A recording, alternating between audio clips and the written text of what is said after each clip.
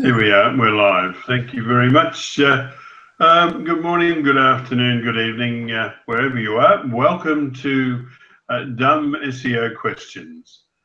Each week we meet here to answer the questions asked on the SEO Questions community on Google+, on the Dumb SEO Questions page on Facebook, and also on Twitter. You can question there on the Twitter handle Dumb SEO QS. All right, with us today we have the oldest man in SEO, David Rozan, an SEO copywriter since before there were hieroglyphics, and he now operates as an internet marketer from the sunny side of the UK, down near Brighton. You can find David at writingforseo.org. Masataki Wasa is webmaster of wasaweb. He's also a Google top contributor on the AdSense community. And Tim Capper is CEO of onlineownership.com. He is also a Google top contributor on the Google My Business community. All right, our first question tonight is, let me see, it's titled, Does A/B conversion optimization have an impact on SEO? And it was asked by Louise Lee to say, even if you go ahead and no index and no follow the two testing URLs.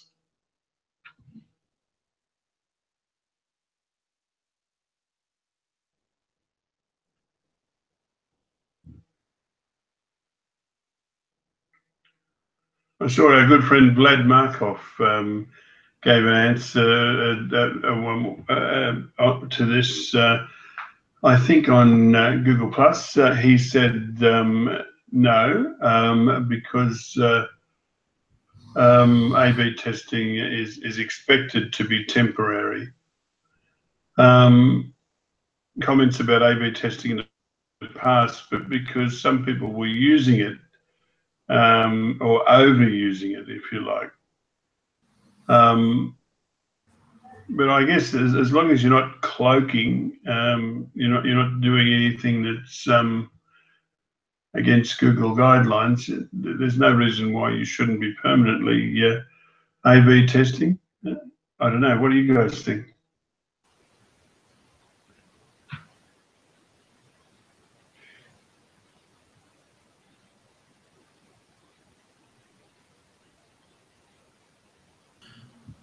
You know, I've never thought of this in the long term. I've never bothered because it's always been a temporary thing. But I guess if you're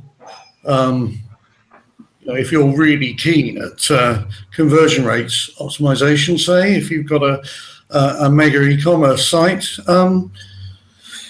perhaps you would have it running in the long term. But yes, I've always seen it as a short-term thing that doesn't impact on SEO.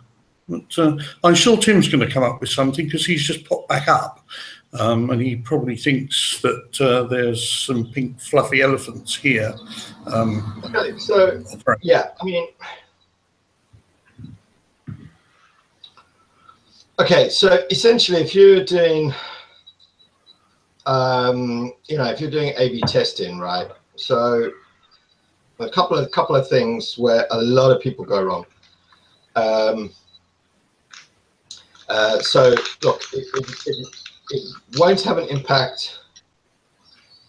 It won't necessarily have an impact on your SEO. I mean, because essentially, A/B testing. Just to run through it, A/B testing is version of the page, and then you'll show another version of the page. Now, the thing to do with A/B testing is not to change like massively, because you won't know what the actual change is, right? So essentially the way you should perform A/B testing is have your one page and your one page, your two versions exactly the same, and then start with, for example, I don't know, your color.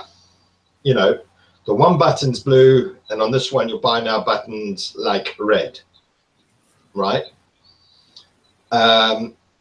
You run it over a period of, let's say, 30 days, until you get a decent amount of, comparisons. The red seems to be converting more, then you change to red. Then you change, then you change something else on the next page.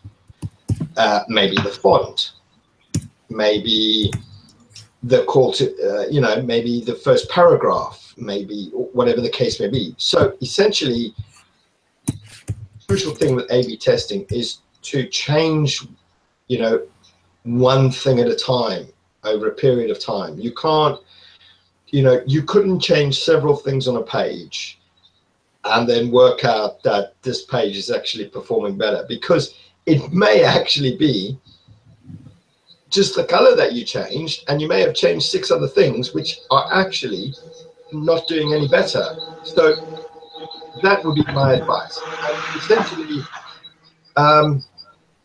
Essentially, no, it shouldn't have an impact. The only time it's going to have an impact on your SEO is if you, I don't know, for example, you say you no following them, that's fine. If you had forgotten to do that, and I don't know, essentially you stripped all the text out of your page, and Googlebot was finding these 2 versions, and you could canonicalize the one to the other, it doesn't really matter, but essentially they're the same URL. It's just showing at different points to different users, whatever. No, it won't have an impact, but the ultimate point is it will have an impact once you've done, you worked your way through the entire page. Maybe not necessarily in terms of SEO, but this is in terms of conversion on the page. People are already there, so, but that's my trick thing to you, where I see so many people make the mistake of changing too much crap on the page and then not actually knowing what made the difference.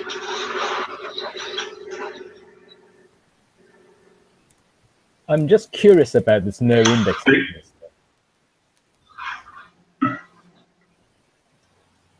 Yeah, essentially you wouldn't no index it because it's the same URL, it's displaying the same stuff. I don't know how, let's say it's a high traffic page and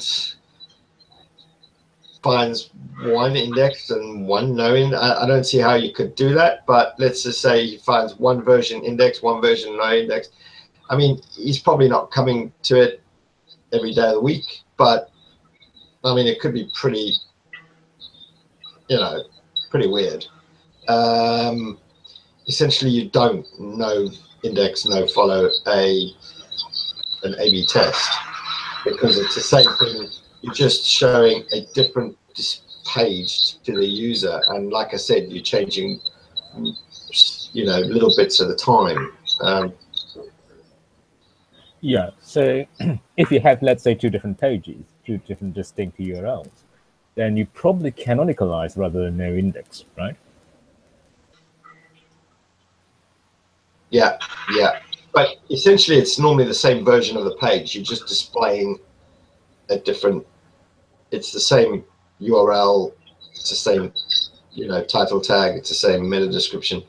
You're essentially just displaying, a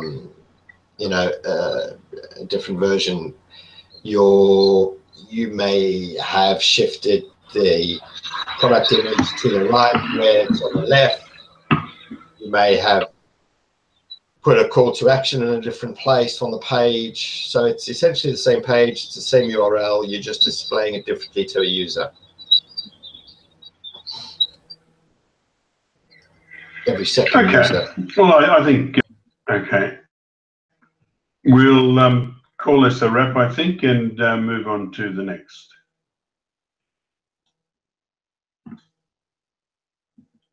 Okay, so this one is on redirects and preserving ranking, or at least you'll see that if you reload your DSQ page. Christine McKinley said, hello, I have to give up a URL that I own. It's a long story. The bottom line is that it's not negotiable. The website of this URL is over 7 years old and has over 85 articles on it. I have already moved the site to a new URL and currently have 301 redirects in place. I need to give up the URL soon. How can I keep from losing all of this SEO and rankings built up over the years, knowing that I can't keep the old domain or the 301 redirects in place? Questions would be greatly appreciated. Thank you. Well, so the thing is here, you say so you've got the 301 redirects in place. That's great. Googlebot's going to find the old pages and find the new home. Essentially, when you have to give back that domain, and you're losing all those redirects, etc. The point that you need to do, well, you can't really. But what I would do is I would, in your search console, I would download all the links and the links to the pages. And then essentially go through and, contact people or whatever that have ever linked to, if it's a link in the site, contact the site, let them know that you've, obviously don't say that this is the new home for that content that you were linking to, and, just let them know where the new URL is. Hopefully they change the URL. Social ones, obviously that's going to be a bit more difficult because you would need to contact the person socially and then let them know, and they may not be bothered because they may have just pinned your article like 10 years ago or something. So that's obviously a bit more difficult. But of course, if a lot of people do, then, it may be worth your while. It may also provide fresh interest. The other thing to do would be to also, people may not have actually linked to your site itself, but they may have mentioned the old domain name or brand name. The thing there would be to actually do like a : sort of search query where you're searching the old name, the old brand name, and contacting people that have actually mentioned your site before, letting them know that you're shifting to a new domain. But that's pretty much that you're going to have to do, is because you're losing redirects in place, you're going to need to hunt down everyone that's ever mentioned the site and manually reach out to them and let them know. But potentially come up with something that you're giving to them also. Right, so let me explain that in that sense. When we've ever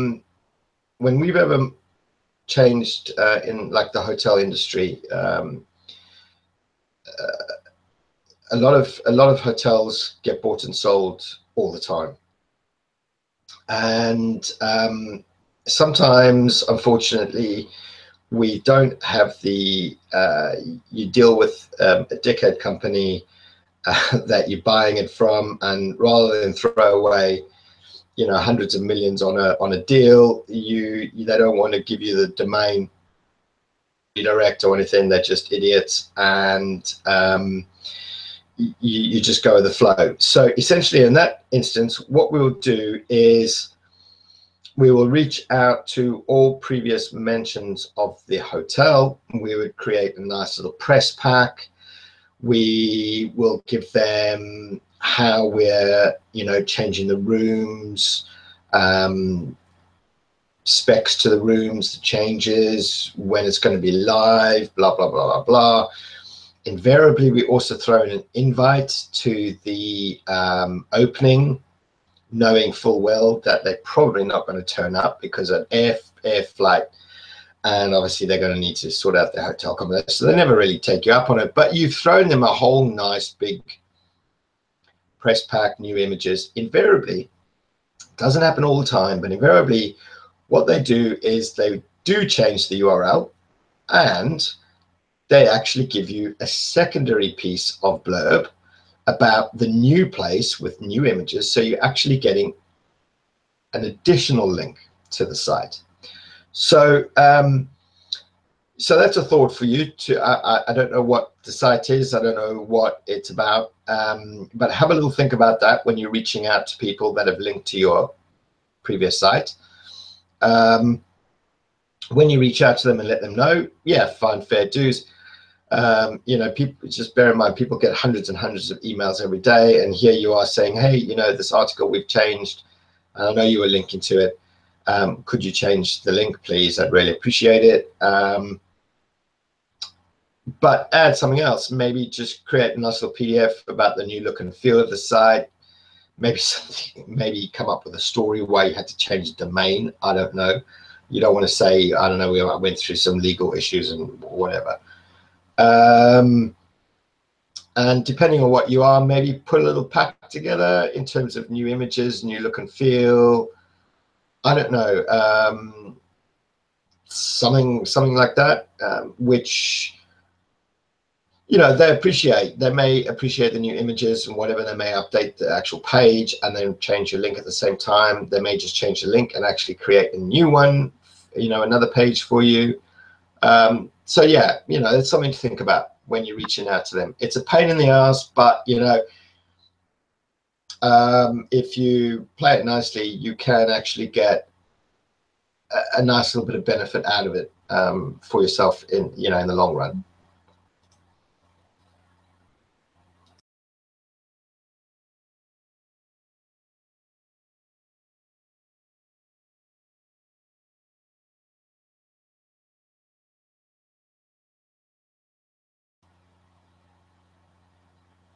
Hello, Jim. Hello.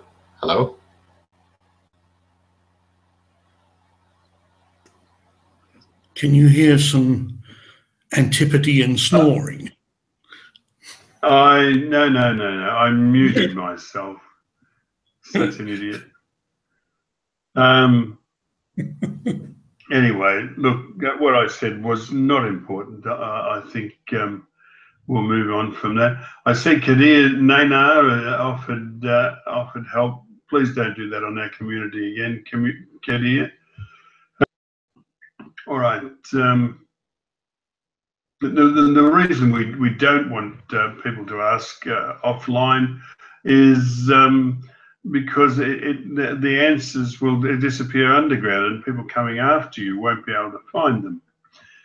Anyway, let's tweet that.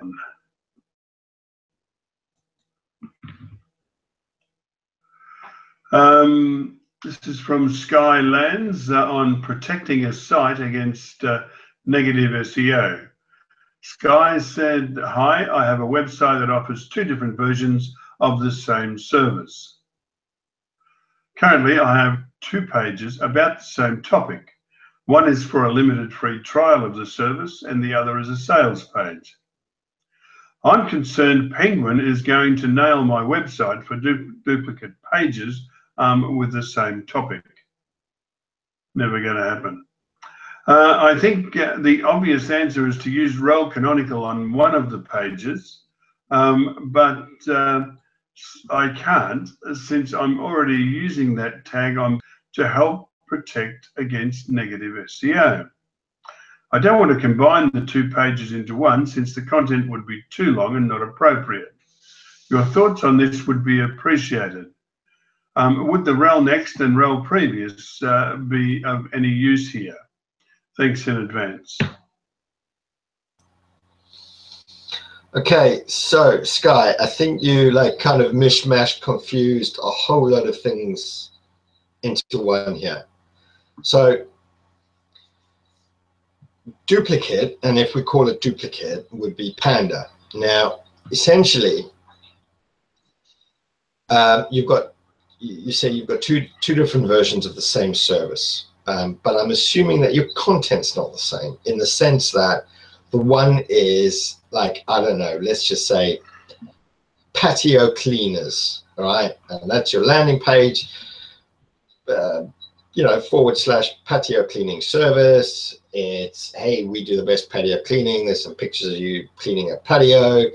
There's, you know, your address, name, call us now. It's going to cost you $50 an hour or whatever.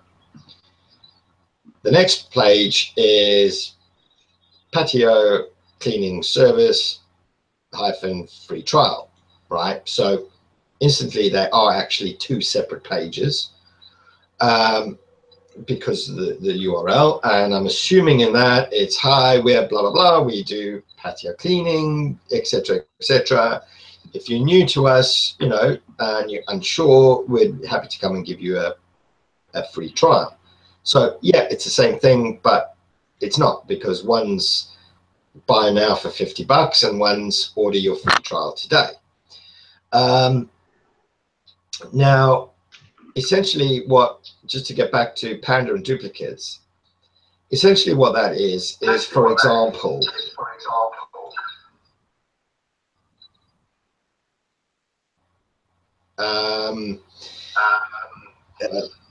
who's playing that? Jim, is that you? Stop it now. Not playing what? I don't know. Someone's playing the audio somewhere. Anyway, so essentially what a duplicate is if you have that article listed in under a category, you then again have it listed under a tag, you have it again listed under another tag, you have it again listed under another tag. But what it means is there's no actual penalty. Google bot decides that, holy shit, all these pages are displaying the same articles or whatever the case may be. All we're going to do is we're going to try and figure out which one to display, right? And if they can't figure it out, they don't display it. Therefore, people came up with penalty, but it's not. Essentially, Googlebot's just trying to figure out which one to display. If I can't figure which one to display, I just don't display it. And that's why a lot of places, sometimes when this came along, a lot of places suffered massive drops in traffic, but it's not a penalty. It's just Googlebot trying to figure it out. The next thing is Penguin. I don't see. Penguin essentially is a link-based algorithm for dodgy links. Okay, buying links. You know, trying to use links which aren't natural, or using unnatural links in against guidelines way where they're not followed. Know what these 2 service pages are, but like when you say negative SEO, are people, you know, what is the service that is going to attract, you know, like your competitors going out of their way to create a negative SEO campaign against you? I don't know, you know, you may be like the rock star in the patio cleaning world, and all the other patio cleaners hate you so much that they will actually go out and buy crappy links to point to your pages. Essentially, your way to monitor that is to keep an eye on your Search Console and links pointing to that page or to the site. If you come across some very unnatural looking links, which you know, just very unnatural, they look completely spammy, completely suspect, then just chuck them into a disavow file. That's the way to protect yourself. You can do it. I mean, Search Console really kind of only updates itself, you know, I would say every second week. I would say have a quick dive in, anything looking dodgy, you know, have a look at it, follow through to the page. Is it really suspect, or was this some guy just sharing a link on my page? But if it is really suspect and dodgy, just chuck it into disavow file, and as simple as that. So hopefully that answered that. I don't think you have to worry about rel prev, rel next, because, you know, these aren't the same URLs. I don't, you know, you can't have one-on-one on the same URL. It's not going to happen. So, you know, it's not rel prev, rel next. Rel prev, rel next is for when you've got a series of pages, page 1, page 2, page 3, page 4, page 5. These are two natural pages. One's a free trial, one's by the service.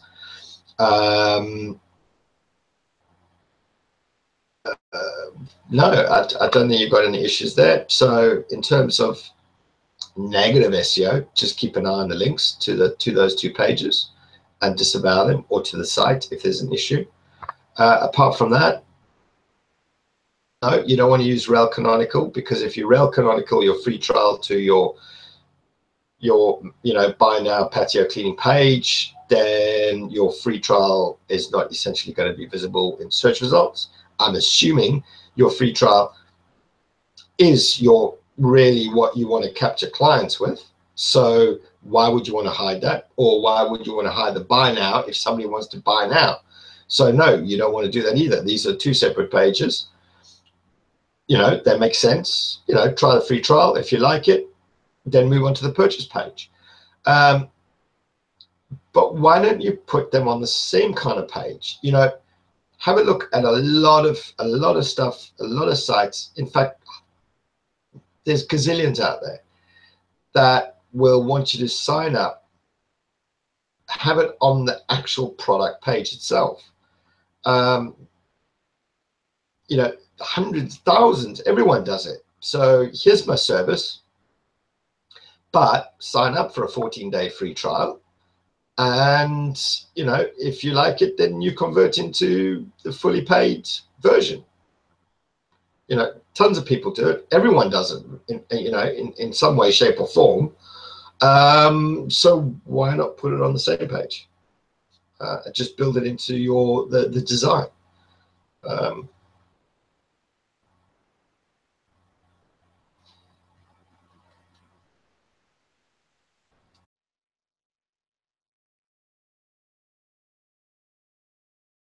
Sorry, Tim, I was muted again.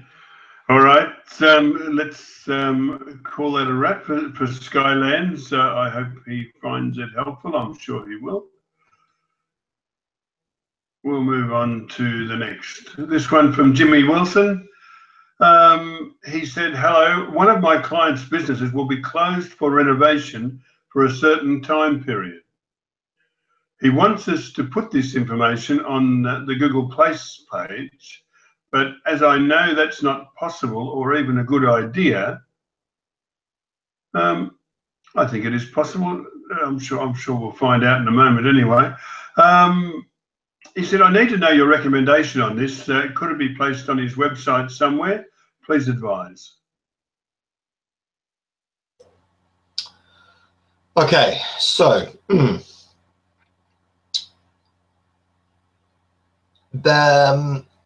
I don't know what country you're in, Jimmy.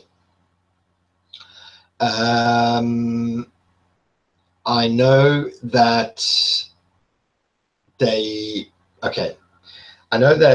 Google My Business brought out a temporarily closed feature. It's not available on desktop, and it's only available in the GMB app. I don't think it's available on the iOS app, but I think it's available on the Android app. Country you're in, it may not be available in your country. So my advice for you would be to actually contact Google Business Support. they will be able to tell you if that feature is supported in your country and on what platform, whether it be the Android app or, like I said, it's not available on desktop anyway. So, which is you know, a dick move by GMB. The other option, if business support comes back to you and says, no, that is not supported in your country, what is supported in all countries is the special hours. So if you log into the GMB account, to the info page, under the hours, just underneath the regular hours, there's another little tab for special hours. You can then literally, I know it's a ball ache, but let's say he's closed for a month or whatever, you can literally select the particular days that he's closed. So, you know, the 1st, 2nd, 3rd, 4th, you'd have to do it individual days and you'd have to mark it as closed. Essentially what it will show in the knowledge info panel and in map is under the hours, it'll say this is closed at the moment. You know, it's better than having that stupid red bloody label permanently closed, because you're not. It will just show that hours are closed. So, you know, a user will see that the hours are closed. You can also chuck in no taglines. Business descriptions don't display in maps anymore. You could put it obviously into the business's description on their page. And yeah, you know, I would, on your website, I would, on the actual website homepage, I would just have a, we're under renovation. Don't shut the site down, just have a nice little label in the header section, you know, above the fold, so users can see it straight away that we're renovating the property from the 1st to the 15th, and we look forward to welcoming you back on the 15th with our newly refurbished shop. You could actually go the extra mile there and build in some data capture, and you could actually then underneath saying, if you let us know your email address or register your email address with us, and we'll email you as soon as the shop opens again, or whatever the case may be. So you could build that in, you know, a little bit of data capture. I don't know how popular the website is or the business is, but let's say it gets a few, you know, a couple of 100 visits a month, it may be worth it, you know, build, you know, bit of data capture and, you know, to build up your email lists. So yeah, you might want to do that. But essentially, it's if it's not in your Android app, then you're going to have to contact business support. They may be able to switch it in the back end for you for those particular days. If not, then your option is special hours, which will just show that the business hours are closed that day, essentially saying this business is closed today. So that's your kind of fallback option.